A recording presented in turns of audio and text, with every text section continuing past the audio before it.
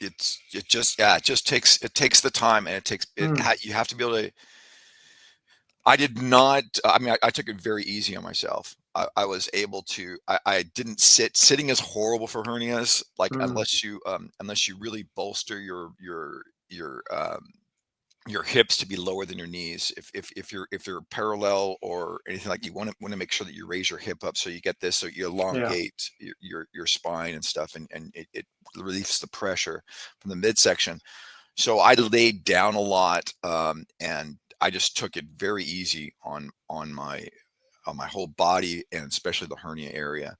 But it's you got to have that time. You got to have the philosophy of you can do it. It's. I mean, the mental game is a huge part of it. I mean, Mm. you've got to be able to say to yourself, "I'm going to do this. I can do it," and my body is healing. And I was using positive affirmations all the time Mm. too, just to make Yeah. sure. It's Yeah. That's great. Yeah. Yeah. One of the things that I always put a lot of importance on is, what is your goal? What are you hoping to achieve? Because, there's an old saying by a psychologist called Jerry Wesh: if you have a big enough dream, you don't need a crisis, right? Right. Yeah, yeah, yeah. Yeah. So, from that point where you've got this hernia, it's painful. You don't want the surgery, but what at that point, what was your goal? What was your drive? What drove you on to actually create that change? I had to play again. I mean, Mm. it was literally like, it's my reason. Mm. I know it's my reason to be here because, like as I was saying, when I was traveling, um, I could go anywhere in the world and go to a park, and I would just start playing with myself. I was not saying that, but I would do it in the park, and Was- somebody was- cool came and play with me, and so it was and you my didn't way. get arrested. No, no, no, you know, at least not. No, I'm just yeah, yeah. I wouldn't. It was one of those things.